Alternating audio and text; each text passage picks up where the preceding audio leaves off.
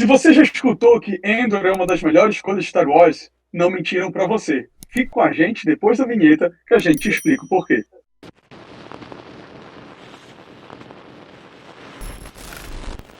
Fala pessoal, seja muito bem-vindo a mais um Perdidos no Tempo, e é um Perdidos de Star Wars, em que a gente vai falar, se não a melhor série de live action, com certeza uma das melhores coisas de Star Wars. Porque Endor não tem Jedi, Endor não tem midichlorians, Endor não tem Ewoks, e Endor fala sobre a construção da rebelião, alguma coisa que a gente sentia falta. Tinha Rebels, mas Rebels tem tudo isso, tem Jedi, tem a Força, tem vários outros dilemas que vão tirando o enfoque. E a própria construção ali do filme, do Ameaça Fantasma, quando você tem aquele senso da rebelião e depois passa pela trilogia clássica, é muito focado nos Jedi. Você não tem aquela sensação, aquele peso da construção da rebelião. Em Endor, tudo isso é respondido. Você vê na série que são heróis anônimos que com diversos interesses e o que eles tiveram que sacrificar para poder construir a rebelião. Endor, pessoal, é muito, muito bom. Uma série que vai ter uma segunda temporada e repleta de boas atuações. Não é isso, meus amigos? Ah, com certeza, eu concordo contigo. E assim, eu lembro quando a gente comentou o Mandaloriano, era o que eu esperava ver no Mandaloriano, um outro lado do Star Wars, aquela coisa mais pé no chão, entre aspas, assim, né? Sem grandes feitos, sem Jedi, sem nada assim muito, uma escala gigantesca. Então eu acho que Andor entrega justamente isso, né? É você ver ali como a rebelião nasceu, né? Como as pessoas se organizaram de uma forma ou de outra, ou do jeito que deu, enfim, para se tornarem uma força opositora ao Império. E assim, eu acho que a gente vai destrinchar isso mais ao longo do vídeo, mas tem vários pontos que eu achei interessantes em relação a isso, a esse processo, né, de nascimento da rebelião. Então, eu concordo, Andor é a melhor série live action de Star Wars para mim, e faz par com o meu filme preferido, que é o Rogue One. Né? Então, enfim, perfeito. E são duas coisas que a gente sabe que exatamente como é que vai terminar, né, cara? O Rogue One a gente sabia como ia acabar, e mesmo assim é o melhor filme do Star Wars, pelo menos pra mim. E o Andor, cara, por conta do Rogue One, a gente também sabe, né, o que vai acontecer no final, né, da história do cara. Então, é impressionante como os caras conseguem fazer histórias tão boas, né, com uma coisa que a gente já sabe como vai terminar, né, cara? Muito bem feito, né? É muito. Se é que a gente pode falar isso, mas é muito plausível. É, Mas é o que o Oswaldo falou, né, cara? É o começo ali, aquele negócio que a gente nunca viu, que a gente sempre imaginou. E os caras agora estão mostrando como é que é. E o que é bacana, né, cara? Que o cara não quer ser o herói, o cara não quer salvar o universo, o cara não quer nada, o cara só quer viver, quer ter a vida dele, quer melhorar um pouco a vida dele. E chega uma hora que o cara percebe que não. É, do jeito que tá, não dá. Então, é isso, cara. É muito bem feito, é muito bacana. Produção pra variar, sensacional, cara. Você vê o Endor, cara, você imagina que, sei lá, você vira a esquina, tu pode ver uma nave do Império sobrevoando, com os caras andando na rua. Cara, é muito legal, cara. Adoro ver essa coisa de cotidiano do Star Wars, cara. Coisa que não tinha antes e agora tem bastante. Isso é muito bom. E Endor é tão diferenciado como série que ela te permite, se você nunca viu nada de Star Wars, se você nunca curtiu essa questão do Jedi, da questão da força, mas gosta de uma série de espionagem, de intriga, você pode assistir Endor e começar agora e parar por aí. Como também funciona para o cara que é aficionado por Star Wars e ele vai assistir e vai encaixar, vai ser aquela peça que faltava há muito tempo em Star Wars. Outra coisa que eu achei que eu gostei muito em Endor é o ritmo. É uma série que ela começa lenta, ela é uma série toda redondinha e planejada. São 12 episódios, são episódios com mais ou menos 40 minutos cada um, e tudo é bem construído. E ela, inclusive, nesses 12 episódios, ela é dividida em três arcos muito interessantes, porque eles vão mostrando uma evolução dos personagens. Tem a sim, construção do Andor, né, cara, passa toda por esses três arcos, né, cara? É muito bem feito, cara. Muito bem feito mesmo, cara. Não, e o que eu acho legal é porque assim, ela vai, como tu falaste, num crescendo assim a série, né? E todos esses arcos, eles têm a sua importância para você entender, né, o personagem como um todo, né? O Andor, né, especialmente. Mas assim, eu acho que elas ajudam a construir uma coisa que eu achei muito marcante assim na série, que é a questão da rebelião ser uma coisa que vai se formando meio que organicamente. Você tinha ali um início, né, um princípio de organizaçãozinha ali com algumas pessoas que tentavam, né, montar cada uma célula ali, pelo menos a impressão que me Uhum. passou foi essa, né? Aquelas células ali meio isoladas, tanto que nem todo mundo se conhecia ali e tal. Mas aí o negócio vai, as coisas vão acontecendo, né? Os acontecimentos vão se seguindo e vai nascendo na população, né, o desejo de se rebelar, vamos colocar assim, né? Então é uma coisa que mostra e reforça o que a gente já falou aqui do fato de não tem um herói. O Andor não é o herói, né? Ele tem uma influência ali no negócio todo, mas é uma influência indireta, é uma influência que as pessoas não sabem que foi ele o causador daquilo, né? Então ele não é o líder, ele não é insensado em nada, ele é o cara que fez ali alguma coisa que teve um vulto maior do que se imaginava e foi a fagulha, né? Isso e várias outras coisas, né? Foram atiçando ali na própria população o fogo da rebelião. Então eu acho isso muito interessante, É, porque transfere aquela ideia do salvador da pátria para a galera, né? É a união da galera que vai fazer a coisa acontecer, e não uma pessoa só. e uma coisa que é bacana é que ele também não faz questão nenhuma de falar, não, fui eu que fiz. Não, não. Ele teve vários momentos que ele poderia ter falado, ah, não, eu participei e tal. E ele fica na dele, ele não fala, ele não quer confusão pro lado dele, né? Pô, é muito bacana, bicho. Cara, eu acho isso na série também muito, muito bem aproveitado, que é essa construção do império e do sentimento de rebelião. Como vocês falaram, não é algo que alguém vai ser um grupo que vai fomentar nas pessoas e também não é uma questão ideológica, tipo, ah, eu vou fazer isso porque é certo, porque é errado. É porque simplesmente o império está sufocando tanto que não te resta outra opção. E isso faz com que diferentes pessoas, com os seus mais diversos motivos, tenham um sentimento de indignação. Naquele primeiro arco, em que tem aquelas pessoas recrutadas, cada um tem um motivo para estar lá. E esse motivo é sempre porque o Império matou alguém, tirou um direito, fez uma sacanagem. E essa toada, ela também faz uma outra coisa na série, que a gente vou falar agora de outros personagens que também são muito importantes, como o Lúthien, que é o doutor lá do Thor, né? O personagem que ficou excelente, e a Mon Mothma, que é uma personagem muito presente nos diversos filmes Star Wars, e eu acho que a rebelião tem a cara dela, enfim, seja em Rebels, seja nos filmes, seja aqui, que é a questão de eles estarem sacrificando algo.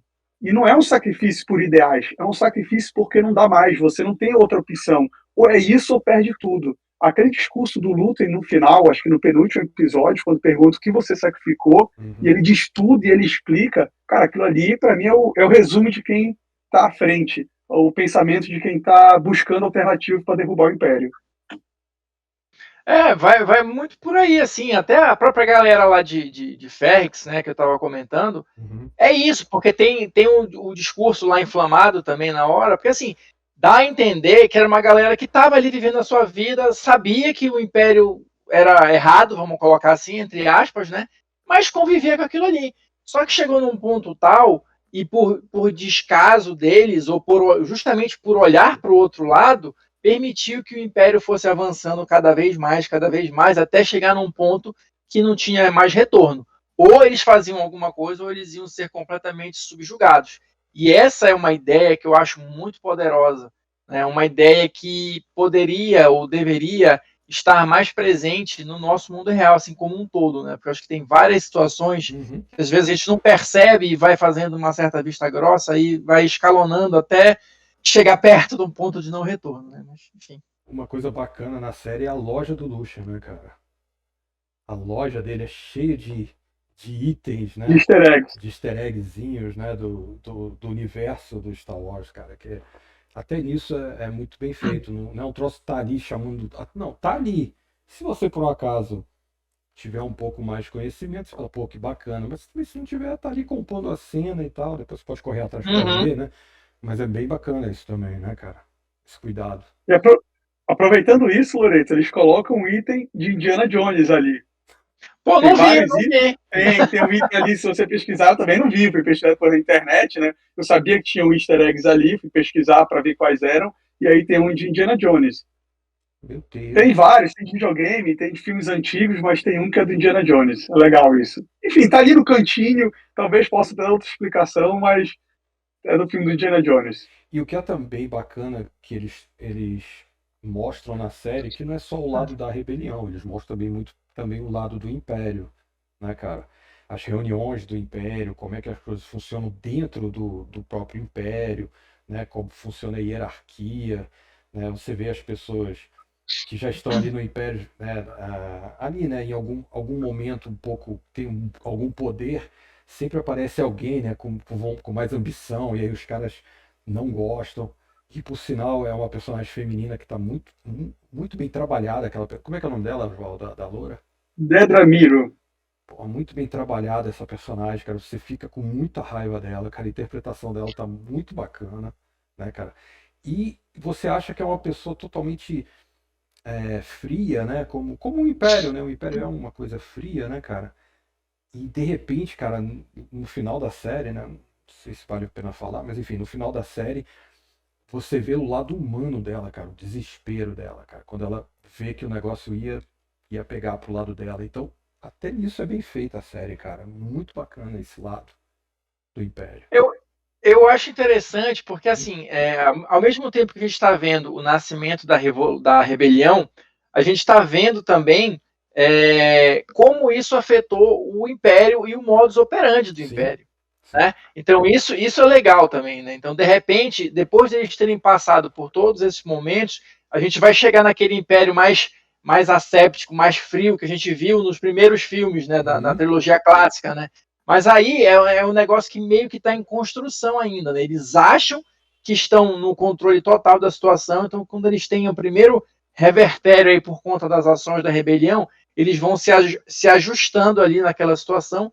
E aí meio que aquele negócio, né? Um vai moldando o outro, né? O Império vai moldando a rebelião e vice-versa, enfim. Realmente bem interessante a série e essa construção dos personagens, né? Os primeiros episódios eu gosto muito de todo aquele embate, como o Loreto falou, não só a hierarquia, a burocracia do Império, cara. Se você mostrar, ele se torna crível. Como é que isso aqui ficou durante tanto tempo controlando? Como é que as outras civilizações se relacionavam? Como Coruscant funcionava e como eram as relações entre eles, entendeu? E isso foi muito bacana na série também. Sim, sim. E pronto, isso é uma coisa que a gente não viu quase nos filmes, mas passou a conhecer melhor nas séries, tanto de animação quanto live action, que é assim, as cidades, né? Uhum. Ou a parte urbana de Star Wars, né? Os filmes não exploram muito isso, porque tá todo mundo no espaço, num planeta distante, ou é lua florestal, ou é gelo, ou é deserto, então não tem muito esse negócio do cotidiano, como o Loreto fala, né? Então a gente está começando a ver isso mais nas séries, e está sendo uma experiência bem bacana.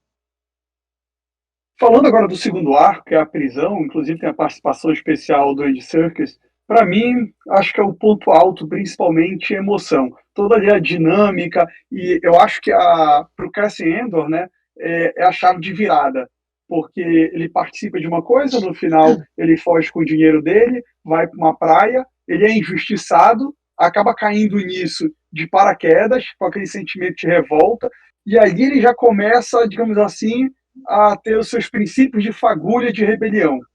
E o desfecho do personagem do Ed Serkis, também, para mim, é sensacional. Acho que é o ponto alto emocional de Endor. Cara, eu acho que essa fase, esses episódios da prisão, na Arquina Five, né, eu achei muito, muito, muito interessante. No início, eu achei assim, poxa, eu achei que fosse ficar um pouco lento, achei que estava demorando, mas aí eu me toquei que é toda uma construção ali. Você tem que mostrar o funcionamento daquilo, né? O lance da repetição, de você estar trabalhando ali naquele negócio que você não sabe exatamente para que serve, mas como se fosse para compensar a sua pena e tal, e você vai se criando um vínculo maior com os outros personagens que estão juntos ali, vai entendendo mais ou menos qual é a motivação de cada um, para ter depois o lance da virada lá. Qual é o propósito do Império com aquilo, né? Como é que funciona de fato, de verdade, toda aquela estrutura, e isso também, concordo com o Oswaldo, vai representar um ponto de virada tanto para o Andor, quanto para o personagem do Andy Serkis e para os outros todos que estão lá, né? É outra fagulha da rebelião que sai ali por conta da conduta opressora do Império. Uma outra forma de opressão, mas ainda assim opressão. Então, é fantástico esse arco também E da outra prisão. coisa, cara, ele mostra como o Império tenta transformar as pessoas em números, né? Sim. Viram máquinas, né? Então os caras estão ali, tem que trabalhar, você vai ficar tantas horas ali trabalhando e tal. Mentira que não vai tomar o farelo, né, de algum jeito. E o cara só vai renovar, colocar outra peça ali na engrenagem para poder funcionar. E não só os caras que estão presos, né? As pessoas que trabalham para o Império, cara. Assim como, por exemplo, a gente tem um exemplo antigo que é o Stormtrooper, né, cara? Que, pô, os caras nem aparecem a cara dos caras, você nem sabe se aquilo. No começo do Star Wars você não sabia se era robô, se era gente, se era android, né? Então, assim, isso também é um perfil do Império que eles marcam bastante, né, na série, né? Que é tudo meio robotizado, tudo meio, né, sem personalidade, tem que funcionar desse jeito, é assim, assim, assim. Uma hora quebra, né, meu amigo? É aquele lance de você querer esconder ou quebrar a individualidade das pessoas, né? Exatamente. Você não é um indivíduo, você é uma peça, uma engrenagem do Isso. Império, Você tá ali para né? cumprir um troço ali, é só isso que você vai fazer. E Inclusive, você é completamente substituível, né? Assim, rapidamente. inclusive aquele mané lá que salva a lourinha lá do Império, ele, ele meio que quebra um pouco isso, né? Porque ele é pra ser aquele cara que só vai fazer aquele negócio. Só que não, cara, ele quer outras coisas. E aí você vê que ele fica deslocado dentro do Império. Ele não sabe o que fazer com o cara, sacou? Direito, né? Com alguém que tem iniciativa, com Com alguém um que tem cara que pensamento consegue. próprio, né? Ela tem iniciativa também, mas ela tá mais inserida, né, em como funciona a engrenagem. O cara tá meio perdido, então os caras também não sabem muito bem como é que funciona. Pois eu vejo assim, ela tem, pela questão da hierarquia, ela tem o direito de ter iniciativa e de ter uma Ponto. certa parcela de pensamento livre ou de alguma coisa assim, né? Um espaço ali para manobrar. Ele não, como ele estava mais embaixo, ele tinha que seguir aquele Exatamente. esquadro ali. E o Exatamente. Império ficar perdido, mesmo que aquela pessoa queira agir em favor do Império, o Império não sabe lidar com ela de início, porque assim, é aquela estrutura rígida, né? Então, um negócio bem de louco, assim, né? Inclusive, cara, a mãe do cara é a mãe dele, né? É a mãe dele, né? A mãe dele, cara, você percebe como aquilo tá enraizado, né? Que ela chega e fala, meu amigo, você vai ter que fazer isso, isso, isso. Eu sacrifiquei pra você poder fazer isso, isso e isso e acabou. Tu não pode querer fazer outra coisa. Que roupa é essa que você tá indo, entendeu? É muito bacana. Não, eu botei um bolso aqui e tal, não sei o que, eu coloquei um bolso. Que bolso, cara? Tá ficando todo. Muito bom isso. E essa iniciativa, pessoal, é tão presente, assim, essa questão da individualidade, a iniciativa que ela gera na sua relação com o Império, que mesmo ali a Dedra, se vocês lembrarem, ela tem um assistente. E de vez em quando ele interage com ela e ele vai, eu já fiz isso. E realmente ela para, assim, a atriz para um pouco, tipo, fizeste certo, eu vou te reprimir porque tu fizeste sem a minha autorização, ou aí ela para, congela e aí ela prossegue, entendeu? Quer dizer, destoa realmente isso. Uhum. E outra coisa, é muito interessante. outra coisa bem bacana é quando eles pegam a menina que ajuda o Endor, como é que é o nome dela? Isso, cara. Pô, aquelas cenas ali também são bem cruéis, cara. Bem tipo, eu realmente odeio o Império e esse troço tem que cair, sacou? Porque você fica agoniado. Eu, pelo menos, fiquei bem agoniado, cara, aquelas cenas lá dela, cara.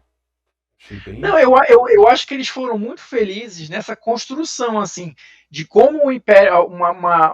Porque, assim, pelo menos para mim, inicialmente nos filmes, era aquela coisa meio abstrata, né? É o bem contra o mal, por quê? Porque o Império é o mal. Mas por que o Império é o mal?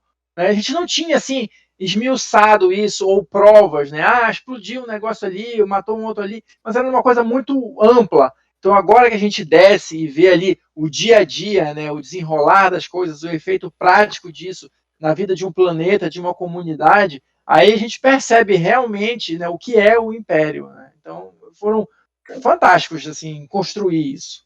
E tu falando agora, Fábio, lembrei agora de um outro detalhe que eu sempre questionava, né? No Retorno do Jedi, tem aquela batalha na Lua, e a gente vê que é uma batalha ali pontual do Han Solo com a Leia, aquela troca de tiros ali com aquele batalhão, e do Luke com o Darth Vader, e de repente tem fogos pela galáxia, todo mundo comemorando. E agora com Endor tem explicação que de repente essa fagulha maior, ela liberaria esse sentimento em vários outros planetas, pessoas que já estavam no seu limite. Sim, sim. Eu acho que é isso. É aquele negócio. Você vai conseguindo construir uma ideia da rebelião dos filmes, né, como algo mais crível, tanto da rebelião quanto do Império. Por que, que os dois existem, né? E por que, que eles são forças opostas e como eles vão se influenciando. Então eu acho que o Andor ele é se torna já nasceu clássico, vamos dizer, né? Dessa, né, para apresentar isso para a galera de uma forma muito clara, que qualquer um consegue entender. E não aquela coisa mais abstrata, assim, de como, no início da saga do Star Wars e tal, isso aqui é mal porque se veste de esquisito, e esse aqui não é mal, porque é o Jedi é o herói. Entendeu? Então, enfim, eu acho que agora as coisas estão mais segmentadas, né? E outra coisa que fica bem clara, né, na série é que quanto mais você aperta, né, mais escapa pelos dedos, né, cara? Por entre os dedos, né? Então isso fica bem claro, né, cara? Na série. Que é Sim. isso, né? As pessoas chegam a um ponto que o cara fala assim, cara, não tenho mais nada a perder. Então, é isso, vamos tentar derrubar esse negócio, né? Naquele último episódio a gente percebe bem isso, né? Os caras partem pra cima com a mão, com um pedaço de pedra, com o que tiver na mão, né, cara? Isso é muito Cara, bacana. um ponto que eu queria dar destaque, eu também acho que isso contribui muito para Endor ser essa obra-prima, digamos, de Star Wars, é a atuação. Cara, o Diego Luna e de todos os atores, assim, o Diego Luna provavelmente não vai ser reconhecido por isso, porque não é um personagem, é o herói, o líder, não tem esse holofote para si, não tem grandes discursos, mas você olha para ele, cara, você vê que é sofrido, vê que as decisões, ele interpreta meio que com as caras e bocas, entendeu? Com os olhares, cara. E a outra é da Genevieve, não vou saber pronunciar, pessoal, Genevieve Healy, que Sim. faz a Mon Mothma. Uhum. Toda a participação dela é sensacional, cara. Aquela frase, assim, dela, aquela interação lá com o marido, em que ela tem todo o plot dela, né, na questão financeira, que o Império está rastreando, e ela inventa aquilo porque ela sabe que ela está sendo espionada para poder o Império pensar que foi cassino, foi apostas, entendeu? Cara, é sensacional. A atuação dela é muito precisa.